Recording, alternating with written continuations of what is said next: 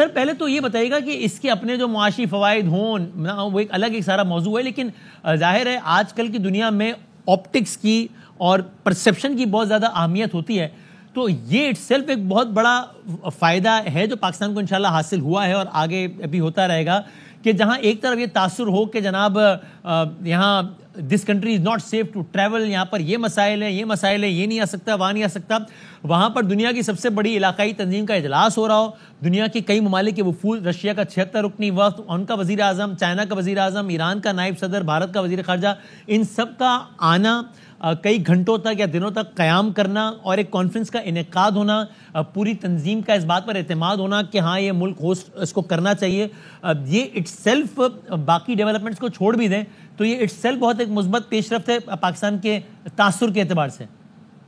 जी बिल्कुल 100% आपसे इत्तेफाक करता हूँ। कल जब टीवी लगा हुआ था और वो मनाजिर नजर आए, चाइनीज प्राइम मिनिस्टर आ रहे थे, बहुत अच्छा लगा, क्योंकि आज इतने सालों के बाद 1997 के बाद इस सतह की हमने कॉन्फ्रेंस की मेजबानी की है।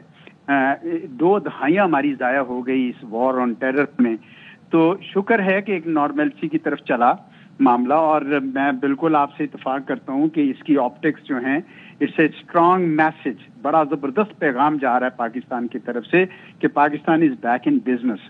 तो ऑप्टिक्स बिल्कुल रोल प्ले करती हैं, और ऑप्टिक्स से भी बढ़कर ये है कि सब्सटेंस भी बहुत स्ट्रॉन्ग है। देखिए एससीओ जो है, बावजूद इसके कि ये इसका तासुर मगरिब में ये है कि शायद चीन और रूस हमारे खिलाफ इसको इस्तेमाल कर रहे थे, एक इदारा है जैसे, हाँ जी जैसे लग रहा था, और उसका आगाज भी कुछ उस तरह हुआ था। अगरचे आगाज तो इस वजह से हुआ था कि रूस और चीन दोनों उस वक्त 2001 में सेंट्रल एशिया में अपना असर और नफूज बढ़ा रहे थे, लेकिन फिर जब इनकी आपस में ज्यादा अंडरस्टैंडिंग हुई तो ये एंटी वेस्ट दिखने लगा।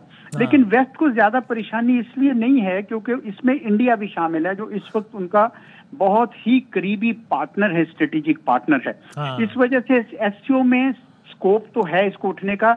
हमारे कुछ मेरा मुशाहिदा रहा है कि पिछले 2-3 साल में हिंदुस्तान की तरफ से कुछ यानी फुट ड्रैगिंग हुई है, लेकिन फिर भी हिंदुस्तान भी शायद इसको इसमें यानी पार्टिसिपेशन अपनी जारी रखेगा।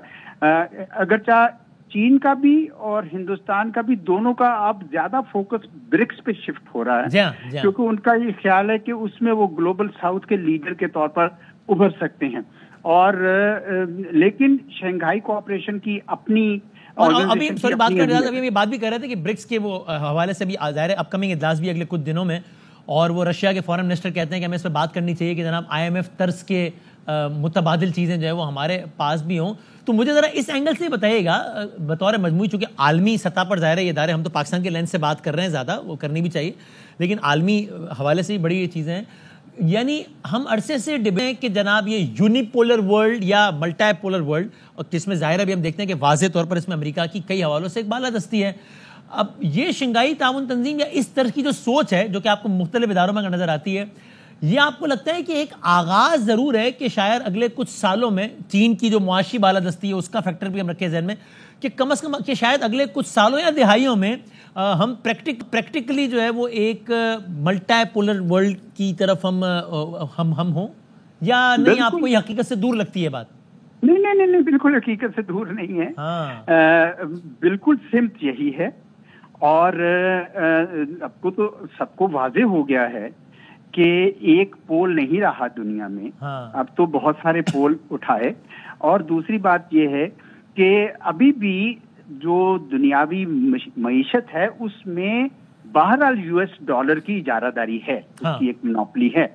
और उसके लिए भी अगर आपको याद हो तो यही SCO के 2 साल पहले जो हुआ था सेशन, वो उज़्बेकिस्तान में हुआ था, समरकंद में, उसमें उन्होंने ये कहा कि हम एक नई यानी अदर देन US डॉलर अपनी जो करेंसीज में कारोबार का सोचेंगे। उस पर प्रोग्रेस तो ज्यादा नहीं हुई।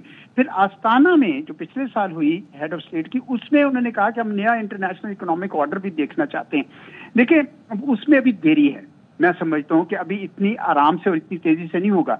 लेकिन करेंसी स्वैप्स उठ रहे हैं, बॉर्डर मार्केट्स निकल रही हैं, बहुत सारे मुल्क जो हैं वो फ्री एरियाज में ट्रेड भी कर रहे हैं। ये कहना ठीक होगा ना एजाज साहब कि पहले इस बारे में आज से कई सालों पहले शायद सोच भी एग्जिस्ट नहीं करती थी, फिर बाकायदा एक सोच एग्जिस्ट करना शुरू हुई, फिर इसमें डिबेट शुरू हुई, अब चीजें मटेरियलाइज होना शुरू हो गई हैं, तो फिर ये आहिस्ता आहिस्ता मुसम्मे जा रहा है। ये इसकी ये टाइमलाइन कहना ठीक होगा इस तरह? ये बिल्कुल दुरुस्त है, मैं 100% इससे इत्तेफाक करता हूँ, क्योंकि उसी तरफ चल रहा है मामला। अलबत्ता इमीडिएट रिजल्ट्स नहीं आएंगे। आपने सही कहा कि कई साल इसमें लगेंगे, क्योंकि एक पूरा निजाम उन्होंने ऐसा बनाया है, इक्तिसादी निजाम, उसके शिकंजे में पूरी दुनिया जकड़ी हुई है। ये भी याद रखिए कि चीन जो है, जो इस वक्त दुनिया की दूसरी बड़ी मईशत है, वो अमेरिका की मईशत से बहुत ज्यादा पेवस्त है।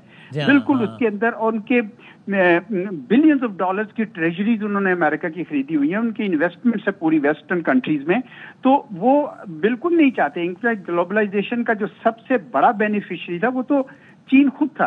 तो इसलिए China is not likely to rock the boat that soon. उनके अपने स्टेक्स उसमें बहुत ज्यादा हैं, यूएस डॉलर में हम सबके स्टेक्स ज्यादा हैं। लेकिन एक सेपरेट एवेन्यू जरूर आ जाएगा, क्योंकि बहुत सारे ममालिक जो हैं वो अमेरिका की तरफ से जो इकोनॉमिक सैंक्शंस लगती हैं, जिसमें वो डॉलर को वेपनाइज करता है, उससे तंग आए हुए हैं। सही है। और इसमें अब चीन के ऊपर भी लगनी शुरू हो गई हैं, बहुत सारी टेक्नोलॉजी वॉर शुरू हुई है, ट्रेड वॉर शुरू हुई है, तो रशिया पे भी सैंक्शंस हैं, ईरान पे भी सैंक्शंस हैं। तो ये ममालिक तो बड़ी शिद्दत से ये चाहते हैं कि अब हम सिर्फ डॉलर की इजारादारी पे ना रहें, और ये मामला उस तरफ वक्त लगेगा। नहीं, ऐसा प्लीज मेरे साथ रहिएगा प्लीज। एम्बेसडर साहब भी हमारे साथ हैं, ऑफ कोर्स जमील साहब